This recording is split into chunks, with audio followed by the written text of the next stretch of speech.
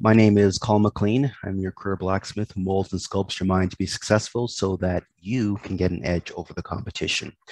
Today's webinar is with Access Employment, and today we're going to cover work smarter, not harder to get hired. Okay, I'm going to give you 5 tips to move your career forward. Is everyone ready? Just type in the chat, yes.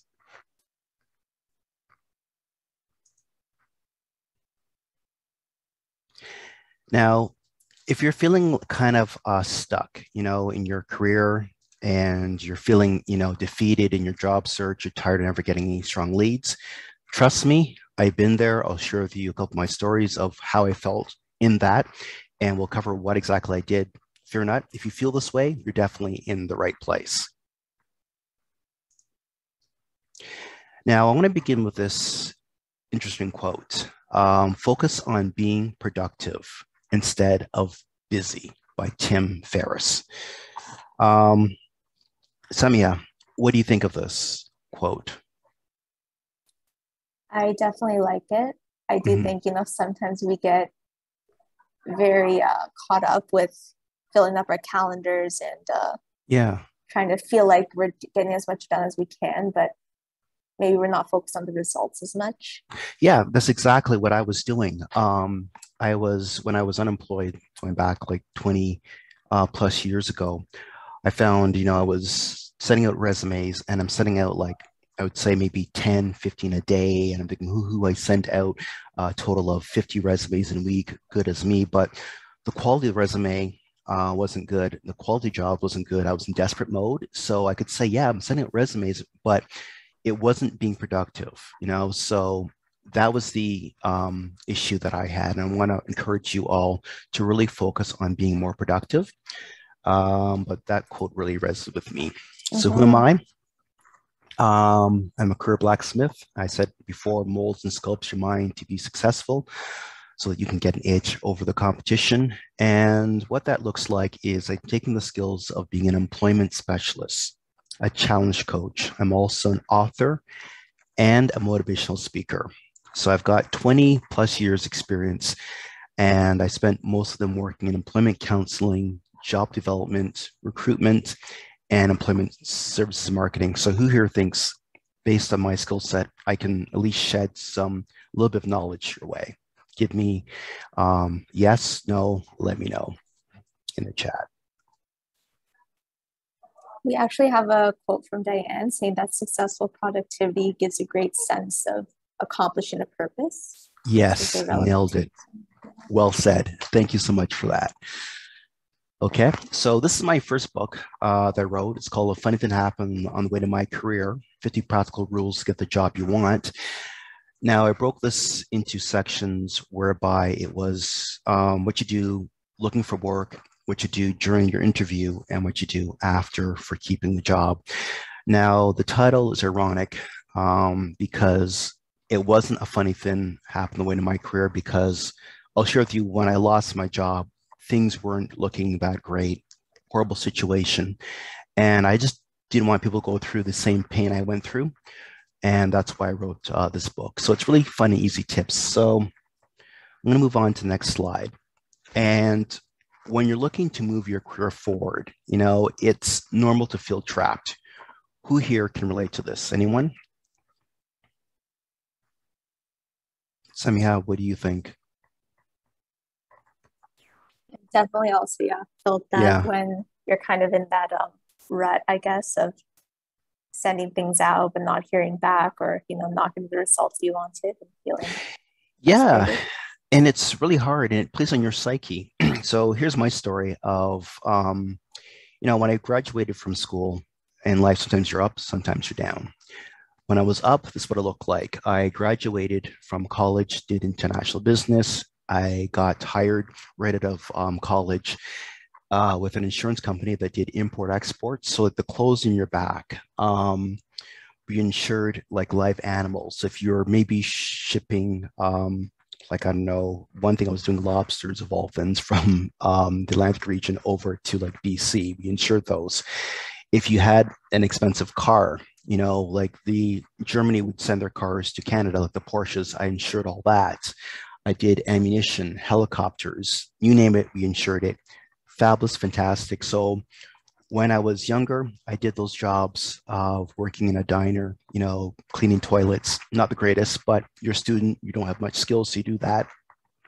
Next minute, I'm working in an office ensuring $1 million shipments, artwork, and I'm loving it. Meet the woman of my dreams eventually, and then we buy a house, and then we get married, and then we had our baby girl. So that's what flying high looks like. I was at the point where I felt like I was Superman with the wind on his back. I'm like flying to the sun. It's a beautiful experience.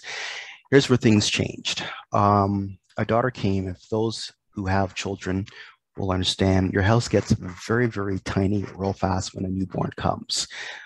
You've got their stroller, playpen, crib, and then our in-laws moved in with us. It was really tight. So, but we started looking for houses, and then while we're looking, we got bought out by an American firm. I'm thinking, I've been in there for 15 years. It should be still good, still flying high. I put a down payment on a place, and I go to work the next day, and guess what happens to me? What do you think? Shamia, what do you think? You tell me. Okay. Wrong guess. No worries. It's okay. I lose my job due to restructuring. So 1 minute, like 12 hours earlier, I can afford a house, a bigger place for my family that's growing. 12 hours later, I lose my job, and I was devastated. So can you imagine how that felt like when you go into work and you're all excited that you bought a house, and then they tell you, oh, you've lost your job. Sorry. Nothing personal, just that we're going a different direction. We feel you didn't really meet the cut. And now I'm unemployed. So I'm now struggling. I'm devastated. And then to make matters worse, I can't sell the house we're currently in, the original house. And it takes about 3 months. So we have to carry 2 mortgages. All my savings is gone within a couple of months, and I'm flat broke. I'm depressed, and I have my parents calling me every day saying, hey, finding work yet? Finding work yet? What's going on, son? We raised you better. And I'm sending a lot of resumes, and nothing's happening. Then I go through this whole depression state where I start gaining a lot of weight, and I can't go up the stairs without heaving because I'm out of shape, because all I'm doing is sitting at my desk, sitting out resumes for like 8 hours a day.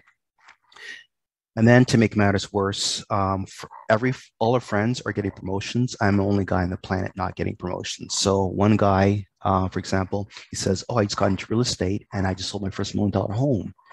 Me, on the other hand, I'm starting to do stuff of like illustration and artists and want to go that route. And people are asking me, so you still doing that drawing thing? How's it going? And I'm feeling like a schmuck. Then another person leaves their job as an IT person, becomes a manager, leaves that job 3 months later, becomes a director, leaves that job 3 months later, becomes a VP. So how do you think I feel at this moment in time? Anyone? We have a few people in the chat kind of relating to you. Yeah. Vivian said how was about to have a baby, but the husband lost job while she's going to maternity. Yeah. Yeah. And you're thinking, man, I'm a good person. Like, what did I do to deserve this? So it was a tough time. And can anyone guess how long it took me to get out of that hole, that pit? Just throw some numbers out there. We see Roma said a week, Muhammad said a month. I wish. Carol said 3 months. I wish. I'm going to surprise everyone and say 2.5 years it took me of self-loathing, feeling in defeat, feeling, like I'm a deadbeat father, even though I wasn't. But I felt it was hard for me. I couldn't provide my family. My savings, I'm tapping into all my savings I had over the years, and I'm like totally depleted. If I have an interview, I go to it, I bomb it because I have the self-limited belief of like, oh, this job isn't for me. I'm not going to get it. I'm not good enough. All these kind of crazy monkey talks I have in my head, that's what happens to me. So if I had known these things here, I would have been employed much faster. I would have been a week maybe employed. So today we're going to cover 5 things. First one is be on guard, but open. Next is invest in a bank called you. Next is you're more than your resume. 4 is become the greatest salesperson. 5 is network to connect. So I'm going to go in more detail. Now, the first thing is be on guard, but open. Your mind is a doorway, and you got to guard it from negative thoughts as well as negative people. So I used to hang around a lot of negative people who were also unemployed. I remember feeling, oh, well, it was me, pity party. This is the end of my life. I've fallen. I'll never get out of the hole. And what happens when you hang around negative people and you have that kind of belief system that you can't make it? What happens? Anyone?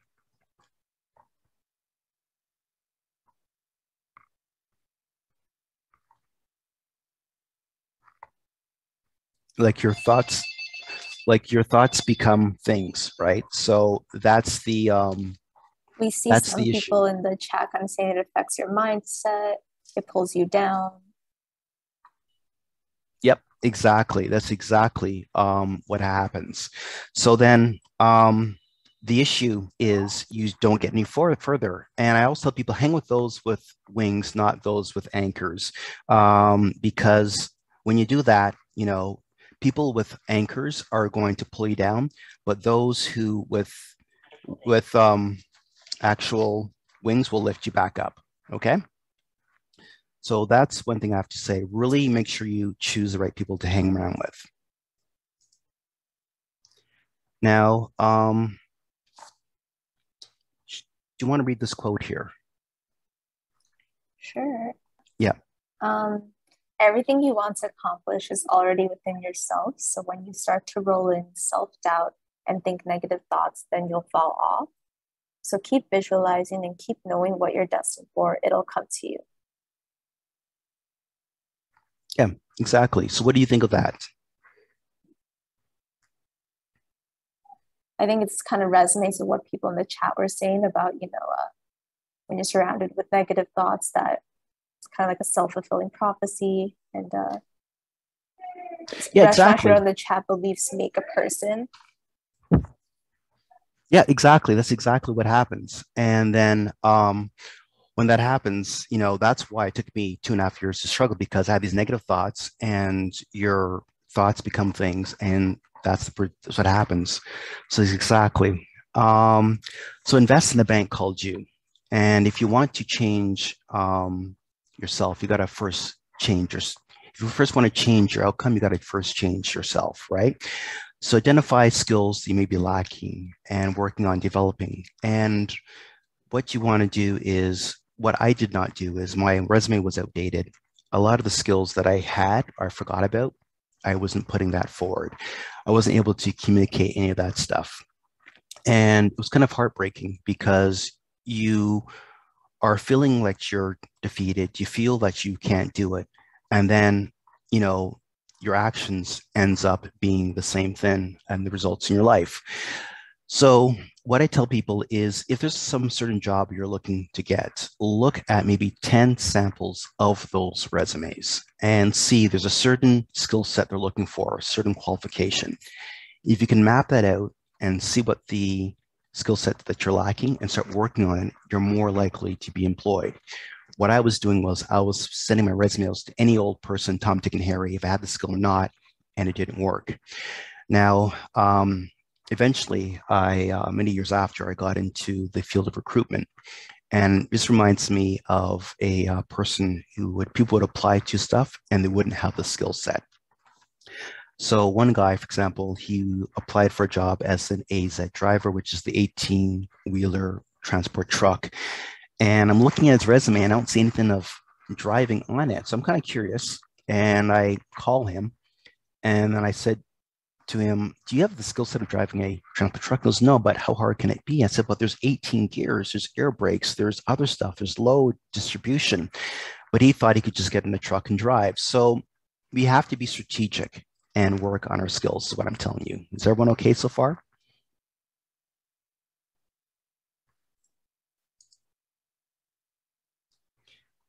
Now, this leads me. You have people saying that it sounds good. Okay, cool. Okay, so the next thing is, you're more than your resume. It's just a piece of paper. Now, to tell the truth, in my background of recruitment, I found that all I was seeing was white paper and black text. I kid you not, I'm not going to lie to you, but when you have a lot of resumes coming in, it becomes a blur. And how long do you think people spend on a resume? Like the HR person on average, do you think?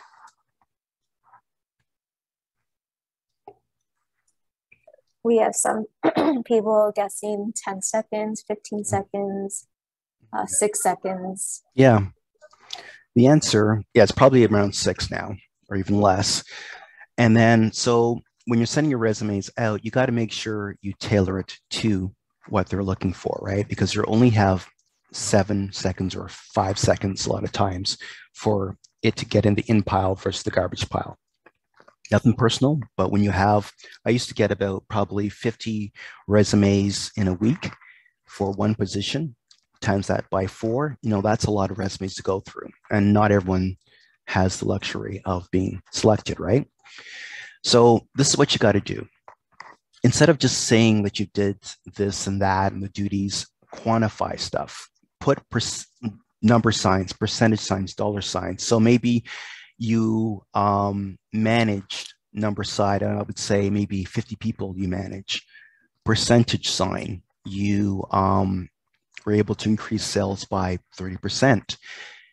Dollar sign, maybe you've saved the company $20,000 per year with your method. So start thinking of some kind of number, percentage, dollar amount where you can actually tell a story and they understand. If you just say, I manage people versus I manage 30 people across a country, that's totally different. Okay, you kind of see the detail you're putting in the resume. So now it's time to start thinking out of the box. When I was unemployed, I was not thinking out of the box, okay? There's any groups you can join. For me, I was embarrassed being unemployed. I didn't want to join any groups. I wanted just to stay quiet and hopefully no one discovers me. But if I don't want to be discovered, guess what? Employer's not going to find you if you want to stay hidden. Is there any content you could create? That's actually how I got out of the rut, by creating content. And I'll share that in a little bit. Are there any other ways to demonstrate your talents? So you got to think out of the box versus just sending your resume every time. Now, number 4 is you got to become the great salesperson. I know I said the S word. Sales is usually considered some horrible, disgusting thing. You're thinking of the dirty salesman who sells you a broken car. But I'm here to tell you that you've got to sell yourself. You have to be engaging. So in the minds of every employer, and I discovered this the hard way, are 3 questions. Who are you? What can you do for me? And how can I make or save money? Okay, so you got to learn to sell and promote your abilities. Now, can I share with you a brief story of me still being in the pit, but when I discovered about sales? Can I do that?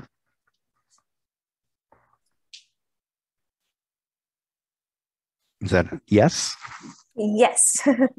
Fantastic. Yeah, we're seeing the yeses in the chat. Okay, good, good. They're just taking a second to type it. Okay, so going on to year 2, and I think it was like year 2 in a week, I am unemployed, and I get this strange experience where I'm sitting at home and I hear this ringing sound. I have not heard this in a long, long time. And the ringing sound is my phone next to me. An employer calls, and a woman on the phone, she's a receptionist, and she goes, hello, I'd like to call you for an interview. And I say to her, are you sure you have the right number? That just blurted out. And I'm thinking, oh, why did I say that? She says, yeah, this is called McLean, right? I go, yeah, I go, what company is this? This is for Acme Company. I have no idea what Acme is, what they do. I have no idea. She says, come in. I go, what's the position for? She says, well, listen, I don't have time to talk. Or you come in at either 10 or 11, pick which one you want to do. So, okay, I'll come at 10 o'clock. So I go down there to the interview the next day, and I'm driving my old car. Now the car is, it's on its last leg. Every couple of days, I got to put oil in the car because it's burning oil and it's leaking oil. And I will stall on the road. So I had to have like a couple of containers. So I get there and I'm the self-limited beliefs, the scream monkeys of like, no, you can't, you're just a loser. It's not going to happen. Starts creeping up. I have a panic attack, but I got to go because I got a wife, got a child, and still have the house that I bought, but I'm like barely holding on. So I start walking into the parking lot and I see the brandest new Mercedes-Benz, I think it was, is this luxury car that I've never seen before. You've seen BMWs and stuff, but you never see this kind of model because this is the high end of the 1% elite has have this. And I thinking, oh my gosh, this guy is really successful. So I go in there and the guy comes out. And if you ever seen the movie Wolves of Wall Street, I think his name is Gordon Belford, the Leonardo DiCaprio role. He plays a salesperson who plays the stock market and takes people's money and stuff.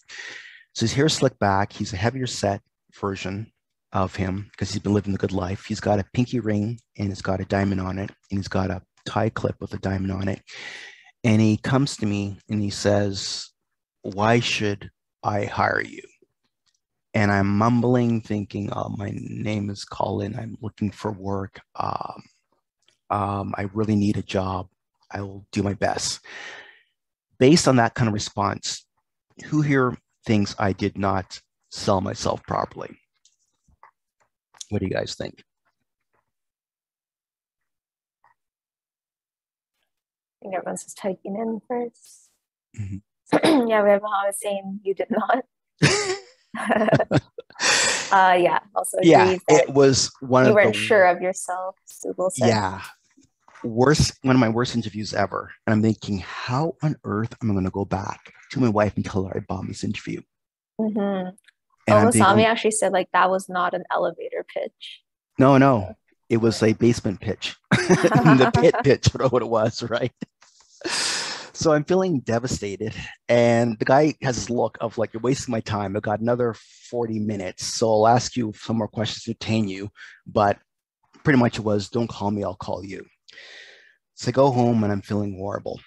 And then I figure, no, I've got to go in deep in myself, really look at my inner demons and really address this issue because I can't fathom going to another interview and not getting it because my wife's supporting me pretty much.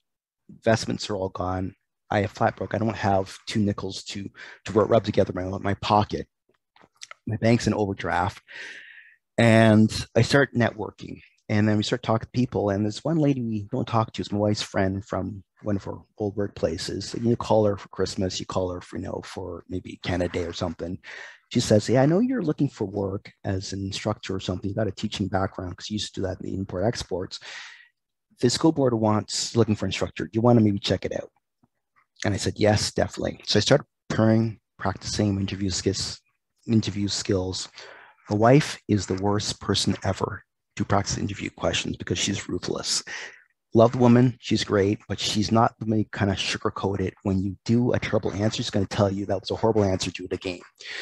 So we start practicing and she goes, "Nope, do it again. Nope, do it again. Nope, do it again." I'm getting angry, not really with her, but at myself, right? Because I'm thinking now she sees I'm really a schmuck and a failure and I don't know what's going to happen. But I squished my ego and I kept through it. And then I get a call for an interview to go to the school board.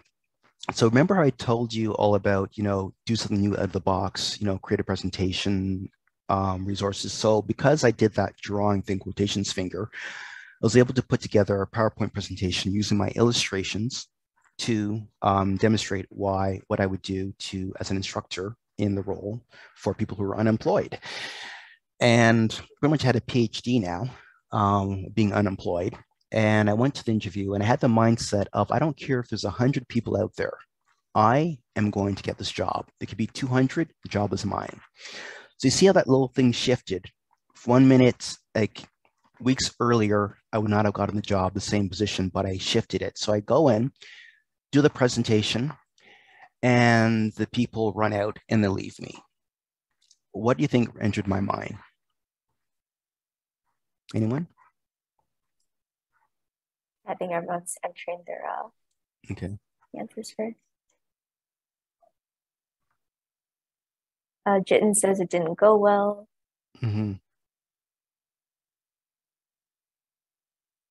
Someone guessed that you may have gotten the job.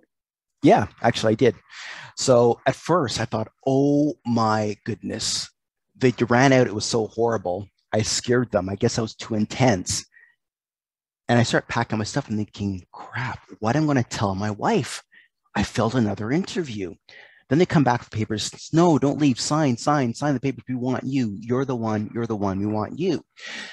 So by changing my mindset and a little shifting of yes, I can from no, I can't to yes, I can, I did get the job. And that's when things started getting better for me. But I had to become the great salesperson to sell myself and my abilities. Okay. So that's where I got out of the pit and I started, climbing, walking, and then eventually running and then flying eventually. Okay. So, you got to become the great salesperson. You got to engage people and you got to figure out what is the hiring manager looking for. Where are hiring managers hiding? Where you can find them because it's called the hidden job market. They're out there, but you got to find out where they are exactly. Okay. So you got to engage. And the next thing, which also helped me, was networking. When I wasn't networking, I got no opportunities, zero results. But when I started networking, you got to think like be a farmer, not a hunter. And what do you think that means to you, Shimia? When I think farmer, I think kind of like nurturing, like development, like kind of putting in nurturing work. Yeah, exactly. So you want to be able to be the kind of person that people connect with, because when you're like the farmer, you're nurturing, you're planting seeds for opportunity, and you're growing. When you're a hunter, you're just going for the kill with whatever you're using, and then the animal is dead, and you eat it, and then you're hungry again. You gotta go hunting again. But with a farmer, you could plant some seeds, and then eventually have a huge field of harvest, and that's what networking is all about. I didn't quite understand that until later I started going within and started doing something different. So you don't kill opportunities being desperate. Have you ever seen a desperate person come up to you? They're in panic mode. Like, how do you feel when that person comes up to you? And people are entering it in. But we did have someone say that, yeah, it's a long-term investment farming. So it resonates what you said. Someone wrote uncomfortable. Yep, uncomfortable, right? Exactly. It's like a drowning person. You don't want to like running the other way. Yeah, exactly. And I was that person before getting a job, I was in panic and, I didn't understand that it takes time and I was impatient. So when you embrace networking, I always have a saying, who knows you refers you.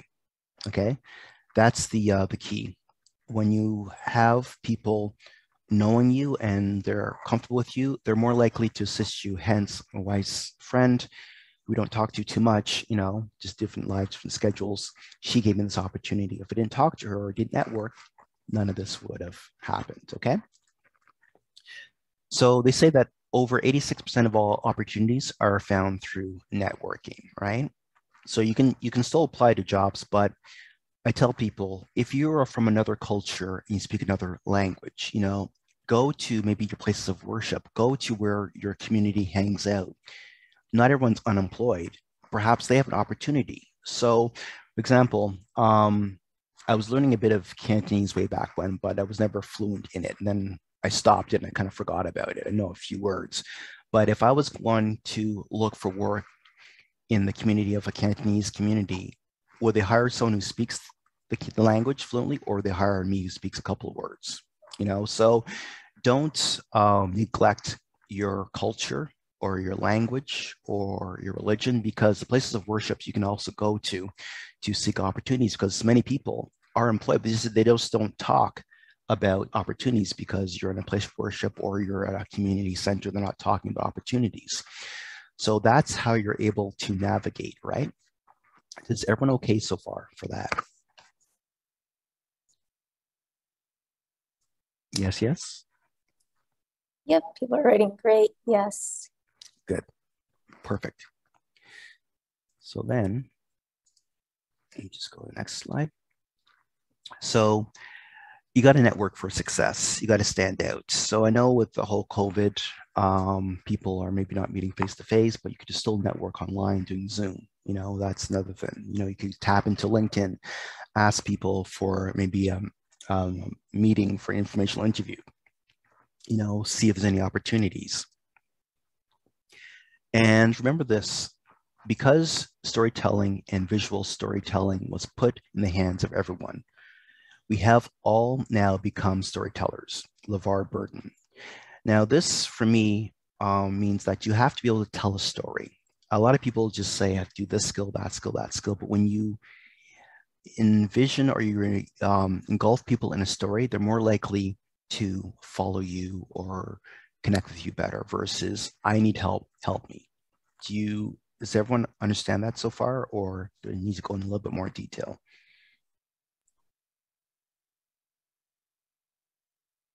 I'm just waiting for the chat. We had someone say sure and yes and clear. Yeah, okay. And this is the technique I used when I was doing my presentation at that school board.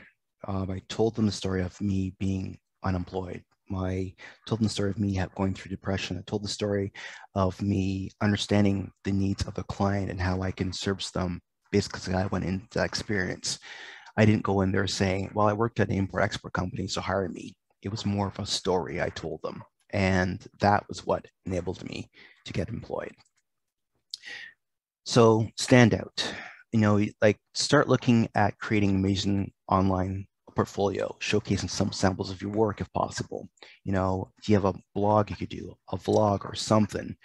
Join and participate in social media groups in your industry. These are some things you can do to stand out, right? Versus just sending your resume to a company and you're on Workopolis or Monster, whatever those websites are, and that's all you're doing. There's no connection, right? So you got to give more and than you expect to receive. And this is networking, planting seeds. So if you have an opportunity that may help someone, share with people, right? Because you never know. Why keep it yourself? I remember a time when I was doing the facilitation, the instructor role, and usually when you're doing these kind of things, people don't want to talk to each other because they don't know each other. They're in a room full of strangers. And to get the class going, I do a warm-up exercise of tell me about yourself, what kind of work you're looking for.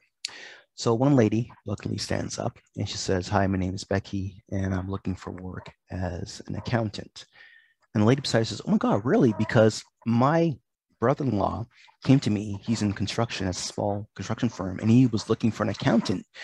Do you mind if we share information? She says, yes. And then lo and behold, the woman got employed, but she never stood up and said what she wanted. She would never have the opportunity. So the lady, even though she wasn't looking for accounting, she was able to help another person, right? So I believe in karma, and I believe it goes in a long way. So just don't hold information for yourself. Share the information, plant the seeds, okay? We actually have a question from Tina. Sure. They were wondering if you have any advice for if you do a certain job, but you never enjoyed the nature of that job, and is it too late to change and learn new skills because of cost benefit? Yeah. Okay. I've been in situations where I've had like other jobs and like panic attacks. I would have Sunday night, call it Sunday night fright, where everything's going great. Sunday night hits, it's 6:15 p.m. You're just finished eating dinner and you have this awful taste in your mouth and you start feeling stressed, annoyed, anxious.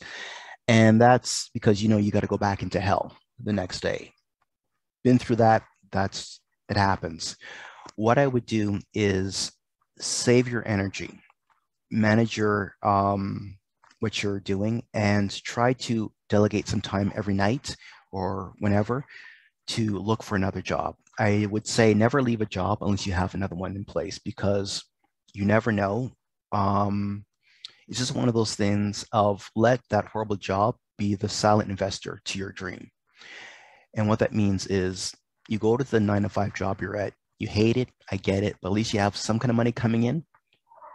Do your research, network, and then when you find another opportunity, leave. Give them 2 months notice and leave. That's what I suggest you do.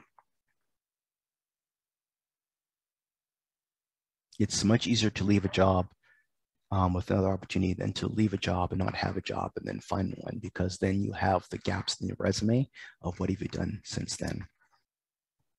Does that answer the question? Yeah, Tina wrote, thank you. Glad to be of service.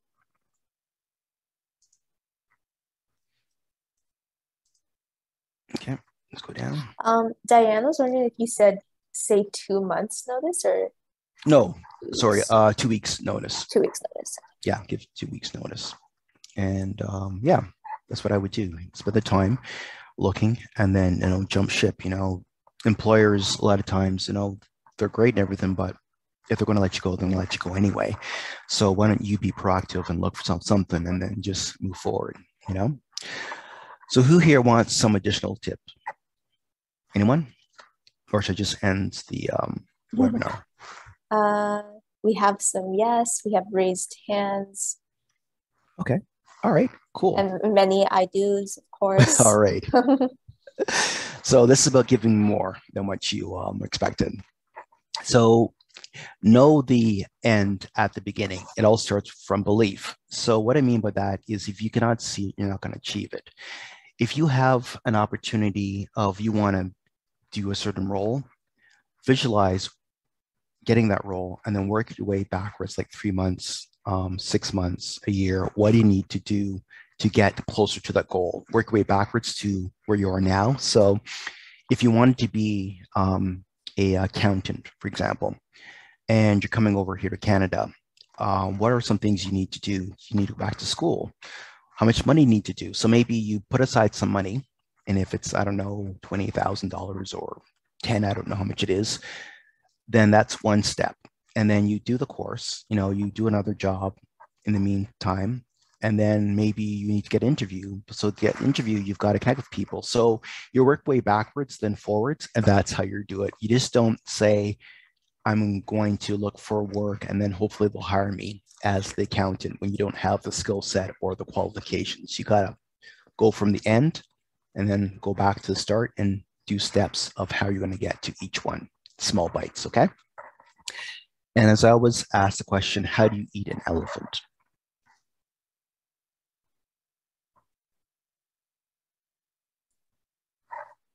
Anyone know the answer? Waiting for some answers to come in. I think they're typing it. Because that elephant is your dream, right?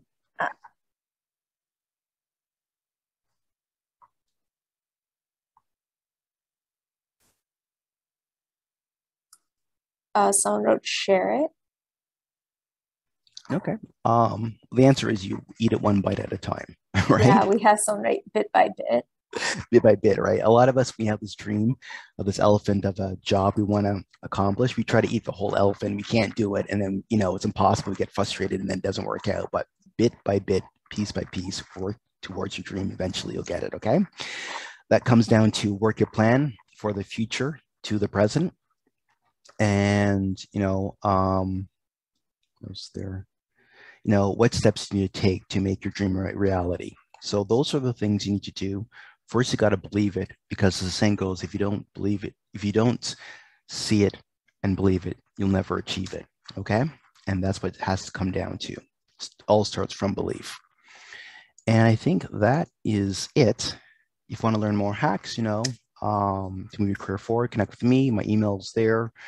I'm at keepmovingforward.ca. And I think that's about it. We do have a question, Colin, from Carol. They were asking about your book that, is that book still available? And do you have any other new books? Yeah, it's available. It's on Amazon. And I'm currently writing my third book. And the funny thing about it is, remember I tell you sometimes you're up, sometimes you're down? Well, the first draft I went through, started doing it, and I wasn't really happy with it. It was about growing, overcoming, achieving. That's my 3 principles for success. And I was talking about my struggles in my life as a child, learning disability, the work things I share with you, my dating life, how it was horrible, lack of confidence, everything, the full gamut. And I tell in the book how I achieved it, but I wrote it, and to be honest, I wasn't really happy with it. But I said, you know what, I could do better. Then all of a sudden, my laptop dies and I get the blue screen of death, just as I thought it. And I lost everything. So I'm thinking, darn, man, this is terrible. I've been working on it for 3 months. So I started doing it again. And it's a bit better. I said, yeah, it's not quite there. And then I heard this loud thunder that came from my had this old computer which I had as a backup, and I lose that.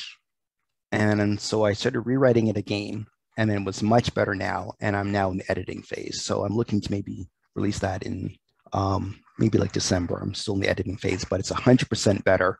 So when things don't go the way you plan, there's a reason. The universe is calling you, and so that's what I'm saying. So that relates to everyone else there, whereby if things aren't going the way, it's going horrible, don't worry about it. Don't stress. It will get better, and it's happening for a reason. That's some great advice. And we actually have another question that's kind of related to that. Sure. Someone asked, how do you keep the belief when failure is constant? I have got a saying for that. And I say that, failure is the footnote to your autobiography of success. And what I mean by that is failure looks like crap. And it's like the fertilizer to your dreams because, we use fertilizer. It's a horrible substance, but you use that for planting your crops, right? Like it's one of those things that it makes you better, it makes you stronger, and let it be your teacher, not your jailer. And what I mean by that is I was guilty of this, where I used my failure of not finding employment as my jailer, and it kept me in that pit for 2.5 years. When I look at what can I do differently, what can I learn from this, what is the universe telling me to do, then I got better. Does that kind of make sense?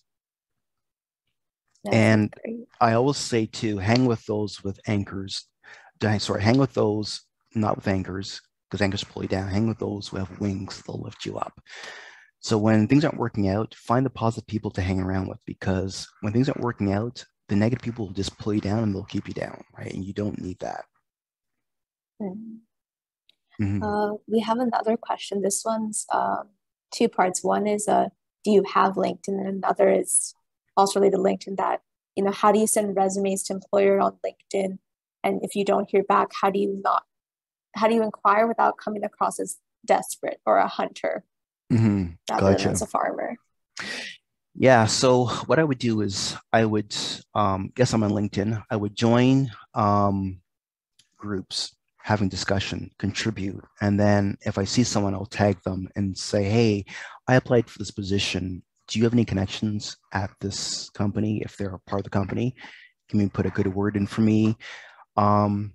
Sometimes, it's just luck of the draw. Like think of it as when you go to a store and you grocery shopping, there's 50 apples in the bin. You don't need 50, you only need 3.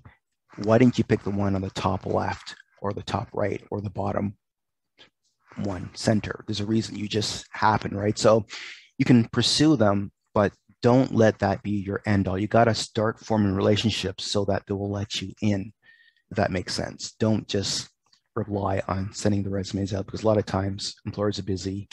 They don't have the time to do follow-up. And maybe a lot of times they hire in-house, or they'll hire someone that they know because it's much safer. Yeah, does that kind of make sense? Great point. We have 2 other questions, and this will be the final questions if you have the time. Yeah, sure, go for it. Yeah, so one of them is, how do you balance career switching? The person also wrote finance it. That might be an example of switching out. Yeah, definitely. You gotta know what you want, and then look at, do you have the skill set to get there, and what's it going to take to get there. Now, what I tell people is, stay in the job you're at now, but work your hardest to get out, make connections. That's what you got to do. Because if you don't work at it and you just let it just subside, my dad told me this, and I didn't believe him. Thought my dad was foolish. Now I got to take you back about 40 years when I was a teenager, and he said to me, son, time's going to go really quickly when you get older. And I thought he just couldn't manage time. I'm like probably 12, 13, 14. And I'm thinking, he's an old man. What does he know about time? Time's always consistent, but it's not. So what I mean is when you get older, I find that time speeds up, whereby I guess you're closer to your death. So when you're younger, you have all this time and time just seems to grow slowly. But when you're older, things that you need to accomplish are more pressing. So that's why it feels it's going faster. And schedule time to really develop yourself is what I'm saying.